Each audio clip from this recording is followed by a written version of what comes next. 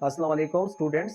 आज हम first year chemistry का यूनिट नंबर 7 केमिकल इक्विलिब्रियम की चैप्टर से कुछ एमसीक्यूज डिस्कस करेंगे। हाँ, ये जो एमसीक्यूज हम डिस्कस करेंगे ये आप लोगों के साथ पैटर्न की एमसीक्यूज होगी। मतलब आप लोगों ने इसी पैटर्न के मुताबिक एमसीक्यूज तैयार करना है ईटा के लिए, एनएमडीकेट के लिए। यानी जरूरी नहीं है कि लाजमी ये एमसीक्यूज आएगा। हाँ, इसी पैटर्न के एमसीक्यूज आ सकता है। मैंने पैटर्न वाले एमसीक्यूज बनाए हैं जो, या मोस्ट इंपॉर्टेंट एमसीक्यूज भी मैं कह सकता हूं, लेकिन लाजमी नहीं है कि ये एमसीक्यूज आएगा, बल्कि ये आप लोगों के साथ एक पैटर्न के तौर पर ये एमसीक्यूज होगी। यानी अब मेरा मकसद है कि आप लोगों ने इस तरह एमसीक्यूज तैयार करना है, आप लोगों ने ये चैप्टर इस तरह तैयार करना है अगर आपने किसी टेस्ट के लिए तैयारी करना है। ठीक है स्टूडेंट्स। अच्छा, फर्स्ट एमसीक्यूज जो मैंने लिखा है, law of mass action applicable for, मतलब कि लॉ ऑफ मास एक्शन जो है ये किसके ऊपर एप्लीकेबल है, किस किस्म की रिएक्शन के ऊपर ये अप्लाई हो सकता है। A option reversible reaction, B option irreversible reaction, C option both A and B, D option displacement reaction. हाँ, ये तो इंपॉर्टेंट एमसीक्यूज है स्टूडेंट। ये जो एमसीक्यूज है ये इंपॉर्टेंट एमसीक्यूज है, एक ट्रिकी एमसीक्यूज है। हाँ, अक्सर बच्चे ये एमसीक्यूज गलत करवाता है। किस तरह? बच्चे सोचते हैं कि लॉ ऑफ मास एक्शन ये तो केमिकल इक्विलिब्रियम की चैप्टर की टॉपिक है, इसका ताल्लुक तो रिवर्सिबल केमिकल रिएक्शन से होगा, क्योंकि केमिकल इक्विलिब्रियम की चैप्टर में हम रिवर्सिबल रिएक्शन को डिटेल के साथ स्टडी करते हैं। हाँ, लॉ ऑफ मास एक्शन भी केमिकल इक्विलिब्रियम की चैप्टर का टॉपिक है, तो इसका करेक्ट ऑप्शन रिवर्सिबल रिएक्शन होगा। नो स्टूडेंट्स, याद रखें कि लॉ ऑफ मास एक्शन का हिस्ट्री आप लोगों ने भी स्टडी करना है, टेस्ट के लिए तैयार करना है कि लॉ ऑफ मास एक्शन 1864 में पेटरवेज एंड गोल्डबर्ग ने प्रेजेंट किया था। हाँ, उसके बाद इसकी इंपॉर्टेंस जो मैंने बताया था, लॉ ऑफ मास एक्शन की जो इंपॉर्टेंस है, स्टूडेंट्स अगर इसकी इंपॉर्टेंस की तरफ भी देखें कि law of mass action determine the relationship between product concentration and reactant concentration in a chemical equilibrium, फिर भी स्टूडेंट्स टिक देते हैं ए ऑप्शन को। लेकिन नहीं, लॉ ऑफ मास एक्शन का जो स्टेटमेंट है, एक्चुअली हमने लॉ ऑफ मास एक्शन का जो स्टेटमेंट है वो देखना है कि वो किस किस्म की रिएक्शन के ऊपर एप्लीकेबल है। हाँ, लॉ ऑफ मास एक्शन का स्टेटमेंट है कि the rate of chemical reaction is directly proportional to the molar concentration of reactant या एक्टिव मास ऑफ रिएक्टेंट। हाँ, वो जो भी रिएक्शन हो, हाँ वो रिवर्सिबल रिएक्शन हो या इरिवर्सिबल रिएक्शन हो, हाँ वो रिवर्सिबल रिएक्शन के अंदर फॉरवर्ड रिएक्शन हो, हाँ या वो रिवर्सिबल रिएक्शन के अंदर बैकवर्ड रिएक्शन हो, यानी वो जो भी रिएक्शन हो जिसका स्पीड, जिसका रेट डायरेक्टली प्रोपोर्शनल होगा, जिसका रेट डायरेक्टली प्रोपोर्शनल होगा कंसेंट्रेशन ऑफ रिएक्टेंट को। हाँ, इसी स्टेटमेंट को आप लोगों ने देखना है, फिर ये एमसीक्यूज आप लोग सॉल्व करेंगे। हाँ, इसी वजह से अगर इसकी स्टेटमेंट की तरफ हम देखें तो ये दोनों ऑप्शन करेक्ट है। हाँ, law of mass action reversible reaction के ऊपर, इरिवर्सिबल रिएक्शन के ऊपर भी एप्लीकेबल है। लॉ ऑफ मास एक्शन का मेन चीज तो इसका स्टेटमेंट है। स्टेटमेंट में कोई खास जिक्र नहीं हुआ है कि ये फॉरवर्ड रिएक्शन की स्पीड या बैकवर्ड रिएक्शन की स्पीड या रिवर्सिबल रिएक्शन की स्पीड या इरिवर्सिबल। वहां पे जनरल रिएक्शन की बात हुई है कि the rate of chemical reaction. Chemical reaction तो एक जनरल टर्म है, सब डिफरेंट टाइप ऑफ रिएक्शन के लिए यूज किया जाता है। हाँ, इस एमसीक्यूज का जो करेक्ट ऑप्शन है वो सी ऑप्शन है, इन दोनों के ऊपर law of mass action applicable है। अच्छा, एमसीक्यूज नंबर सेकंड को देखें, KC value does not depend upon. हाँ, केसी वैल्यू लिचार्टियर प्रिंसिपल में भी हम ये डिस्कस करेंगे। उसके अलावा ऑलरेडी मेरे ख्याल में आई थिंक मैंने बता चुका है लॉ ऑफ मास सेक्शन में कि केसी वैल्यू जो है ये टेम्परेचर के ऊपर भी डिपेंड करता है, वॉल्यूम के ऊपर भी करता है, प्रेशर के ऊपर भी करता है, लेकिन इनिशियल कंसंट्रेशन के ऊपर KC value does not depend. Initial concentration of reactant के ऊपर केसी वैल्यू डिपेंड नहीं करता है। सी बी ऑप्शन करेक्ट है। अच्छा, the units of KC for the given reaction, students ये टॉपिक ऑलरेडी हमने डिस्कस कर चुका है। अगर आप लोगों ने यूनिट ऑफ केसी किस तरह कैलकुलेट करना है ये वाला वीडियो आप लोगों ने नहीं देखा है तो प्लेलिस्ट में जाके ये वीडियो अवेलेबल है, वहां पे डिटेल के साथ ये टॉपिक मैंने एक्सप्लेन कर चुका है। यहाँ पे हमने सिर्फ इसी एमसीक्यूज का करेक्ट ऑप्शन दिखाना है, बताना है। हाँ, ये एमसीक्यूज मैंने इसलिए लिखा है कि इस किस्म की एमसीक्यूज आ सकते हैं टेस्ट वगैरह में।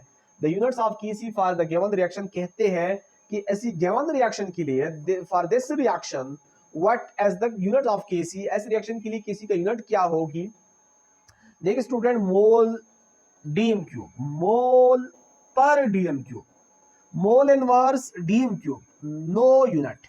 हाँ, ये टॉपिक दोबारा मैं कहता हूं कि डिटेल के साथ हमने डिस्कस कर चुका है। हमने यहां देखना है, सबसे पहले रिएक्शन की तरफ देखना है कि रिएक्शन में अगर रिएक्टेंट के नंबर ऑफ मोल्स और प्रोडक्ट के नंबर ऑफ मोल्स आपस में इक्वल हो तो ऐसी रिएक्शन के लिए नो यूनिट। हाँ, एक ऐसा रिएक्शन की जिसमें रिएक्टेंट के नंबर ऑफ मोल्स प्रोडक्ट से ज्यादा हो, हाँ, तो ऐसी रिएक्शन के लिए पेयर बी यूनिट होता है किसी का। हाँ, ऐसा रिएक्शन की जिसमें प्रोडक्ट के मोल्स ग्रेटर हो रिएक्टेंट के मोल से, तो फिर ऐसी रिएक्शन के लिए बी किसी का यूनिट होता है। लेकिन यहां देख ले स्टूडेंट्स कि यहाँ पे 1 मोल नाइट्रोजन है, 1 मोल ऑक्सीजन है, टोटल मोल्स 2 है। यहां देखिए 2 मोल्स नाइट्रोजन ऑक्साइड है स्टूडेंट, सॉरी इस तरह ये NO है, लेकिन ये 2 मोल है। हाँ, 2 मोल रिएक्टेंट और प्रोडक्ट जो है, ये रिएक्टेंट भी 2 मोल्स, प्रोडक्ट भी 2 मोल्स। इसी वजह से ये आपस में कैंसिल होता है, यहाँ पे कोई यूनिट नहीं बन सकता है, नहीं आ जाता है। No unit, correct option of this MCQs as D. अच्छा, आ जाए students MCQs number 04, MCQs number 4। Identify the correct KC expression of the given reaction. आप लोगों ने इस रिएक्शन की करेक्ट यानी सही केसी एक्सप्रेशन लिखना है। हाँ, केसी एक्सप्रेशन में हम प्रोडक्ट नोमिनेटर में लिखते हैं, रिएक्टेंट डिनोमिनेटर में लिखते हैं। हाँ, रिएक्टेंट और प्रोडक्ट में जो रिएक्टेंट के साथ आगे जो कोएफिशिएंट होते हैं, जिसको हम नंबर ऑफ मोल्स या एटम्स या मॉलिक्यूल बोलते हैं, ये एज अ पावर लिखना है। ये केमिकल इक्वेशन है, इसका हमने करेक्ट फॉर्म लिखना है। सबसे पहले किसी नोमिनेटर में NH3 लिखेंगे, ये जो 2 है ये एज अ पावर लिखेंगे। फिर डिनोमिनेटर में हम N2 लिखेंगे अलग स्क्वायर ब्रैकेट में, H2 अलग स्क्वायर ब्रैकेट में लिखेंगे, और ये 3 एज अ पावर लिखेंगे। यानी इस तरह स्टूडेंट्स के इसका केसी एक्सप्रेशन होगा KC is equal to NH3 concentration की पावर, ये 2 एज अ पावर लिखेंगे, divide by N2 concentration, H2 concentration, power इसका 3। हाँ, इस किस्म की ऑप्शन देख ले। ए ऑप्शन तो बिल्कुल उसी तरह नहीं है, ये ऑप्शन नहीं बन सकता। बी ऑप्शन की तरफ देखिए, हाँ ये ऑप्शन बी ऑप्शन में मौजूद है। हाँ, ये ऑप्शन हो सकता है, देख ले बिल्कुल सेम है। डी ऑप्शन ये तो उलट है, रिएक्टेंट नोमिनेटर में है, प्रोडक्ट डिनोमिनेटर में है। हाँ, किसी एक्सप्रेशन में प्रोडक्ट हमेशा नोमिनेटर में होगा, रिएक्टेंट डिनोमिनेटर में होगा। हाँ, इस किस्म की एमसीक्यूज भी आ सकते हैं। अच्छा, MCQs number 5, what will be the Kp and Kc relation for the given reaction? हाँ, इस रिएक्शन के लिए Kp और Kc के दरमियान क्या रिलेशन होगी? हाँ, ये रिलेशन आप लोगों ने यहां से मालूम करना है। मैंने जिस वीडियो में मैंने Kp और Kc के दरमियान रिलेशन डिस्कस कर चुका है। हाँ, अगर वो वाला वीडियो आप लोगों ने नहीं देखा है तो वो वीडियो भी केमिकल इक्विलिब्रियम की जो प्लेलिस्ट है हमारी यूट्यूब चैनल के ऊपर, वहां ये मौजूद है। हमने ये चीज डिस्कस कर चुका है already, relation between Kp and Kc, relation between Kp and Kx, relation between Kb and Kn। ये रिलेशन, 3 रिलेशन हाँ हमने डिस्कस कर चुके हैं। अगर आप लोगों ने ये 3 रिलेशन नहीं देखे हैं तो मेरा यूट्यूब चैनल जो जफर अलकीमी है, वहाँ केमिकल इक्विलिब्रियम की प्लेलिस्ट में ये 3 वीडियो, बल्कि केमिकल इक्विलिब्रियम की तमाम वीडियो अवेलेबल है, वहां देख सकते हो। अच्छा, यहाँ पे डेल्टा N जो है, डेल्टा N क्या है?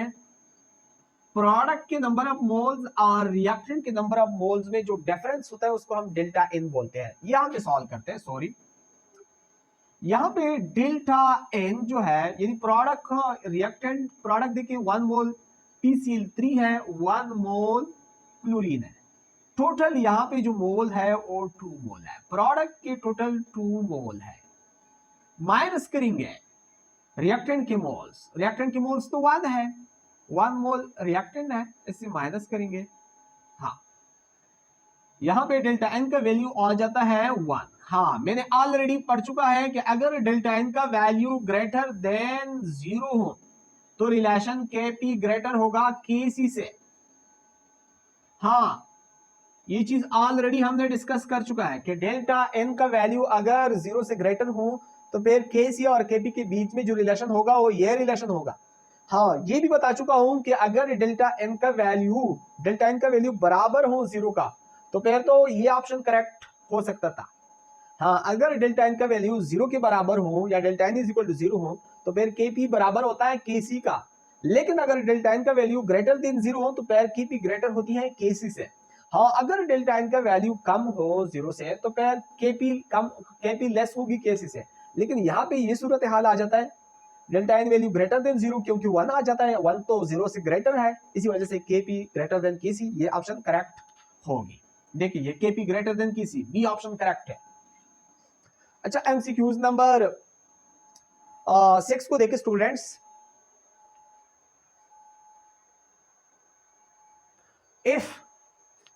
if the reactant concentration greater than product concentration then what will be relation between kp and kc। हाँ अगर रिएक्टेंट का कंसेंट्रेशन ग्रेटर हो प्रोडक्ट की कंसेंट्रेशन से, if the reactant concentration greater than product concentration, ये वाला मकसद है। ये मकसद है, बस एमसीक्यूज का थोड़ा स्टेटमेंट चेंज करवाया है। एमसीक्यूज का जो मकसद है वो हमने ये वाला लेना है कि ऐसा केमिकल रिएक्शन कि जिसमें रिएक्टेंट की कंसेंट्रेशन ग्रेटर हो प्रोडक्ट से, यानी डेल्टा एन हमने सबसे पहले मालूम करना है। हाँ डेल्टा एन का वैल्यू मतलब कि अगर रिएक्टेंट का कंसेंट्रेशन ज्यादा हो, मतलब रिएक्टेंट की सपोज कंसेंट्रेशन है 4, हाँ, और जो प्रोडक्ट की कंसेंट्रेशन है 2, रिएक्टेंट की concentration greater than product, suppose product की कंसेंट्रेशन 2 है, रिएक्टेंट की कंसेंट्रेशन 4 है, मतलब रिएक्टेंट के नंबर ऑफ मोल्स 4 है, प्रोडक्ट के मोल्स 2 है। हाँ 2 से जब हम 4 माइनस करेंगे तो -2 आ जाता है। -2 delta N less than zero value है, -2, ये तो जीरो से वैल्यू कम है। जब वैल्यू जीरो से कम हो तो रिलेशन क्या होगी, के पी लेस देन के सी। हाँ ये टॉपिक या ये सेम कंसेप्ट है, सेम कंसेप्ट की एमसीक्यूज है। हाँ ये चीजें ऑलरेडी हमने डिस्कस कर चुके हैं स्टूडेंट्स। हाँ यहाँ पे करेक्ट ऑप्शन देखें -2 आ जाता है जब रिएक्टेंट की कंसेंट्रेशन ज्यादा हो प्रोडक्ट की कंसेंट्रेशन से, तो फिर डेल्टा इन वैल्यू माइनस में आ जाता है, क्योंकि हमने प्रोडक्ट के कंसेंट्रेशन से या प्रोडक्ट के नंबर ऑफ मोल से रिएक्टेंट का नंबर ऑफ मोल या रिएक्टेंट का कंसेंट्रेशन माइनस करना है इस तरह। तो वैल्यू जब रिएक्टेंट के मोल्स या रिएक्टेंट की कंसेंट्रेशन ज्यादा हो प्रोडक्ट का कम हो तो वैल्यू माइनस में आएगा, डेल्टा एन वैल्यू माइनस में आएगा, तो फिर डेल्टा एन वैल्यू जब माइनस में आएगा तो रिलेशन केपी लेस देन केसी ये वाला होगा। अच्छा नेक्स्ट क्लास में स्टूडेंट्स हमने पेयर कुछ एमसीक्यूज डिस्कस करने हैं 4-5, फिर उसके बाद ई चार्ट क्लियर प्रिंसिपल हमने स्टार्ट करना होगा।